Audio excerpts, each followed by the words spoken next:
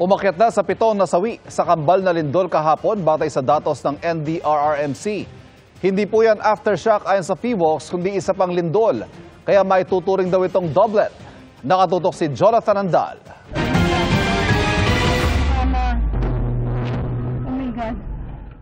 Ilang beses na kumislap at pumutok ang posteng yan sa Davao City nang yumanig ang magnitude 7.4 na lindol kahapon. Oh my God, Lord! Oh my God, Lord! May pumutok. Dahil sa pagsabog, napahinto ang mga motorista. Kita rin kung paano inuga ng lindol ang nakaparadang kotse na ito at tila winasiwas ang mga puno at kawad sa paligid ng Barangay Spring Valley sa Buhangin, Davao City. Grabe ang lakas! Oh my God, Lord Jesus! Nayugyug din ng lindol ang mga punong ito sa isang compound. Dinig ang sigawan ng mga tao.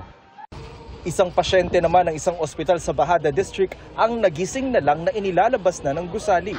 Kwento ni Youth Cooper Ars Ravelo, kinailangan siyang turukan ng anesthesia para sa isang operasyon nang biglang lumindol.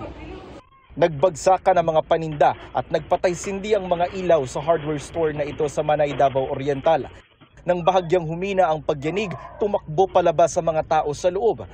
Sa lakas ng lindol, natapon sa sahig ang mga tinda nilang pintura. Sa Bansalan, Davao del Sur, nakuhanan din ang CCTV ng isang tindahan ng pagyanig. Isang lalaki ang napatakbo sa takot habang may asong pilit na nagtago sa ilalim ng mesa.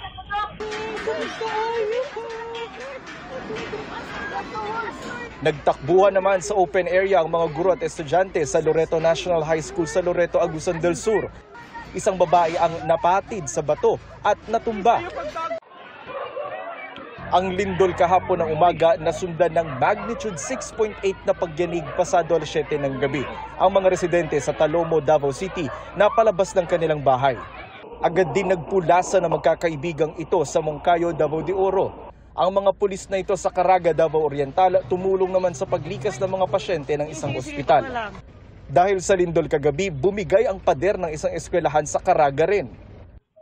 Naramdaman din ang pagyanig sa Panabo, Davao del Norte. Ang mga residente agad na lumikas at pumunta sa open area sa lugar. Ayon sa PHIVOLCS, hindi aftershock ang ikalawang pagyanig kagabi. Doublet earthquake ang nangyari kahapon. Paliwanag ng PHIVOLCS, ito raw ay dalawang lindol na magkalapit na nangyari pero may magkaibang epicenter. Same source, same area, and closely timed sila, very close to each other in time and in space.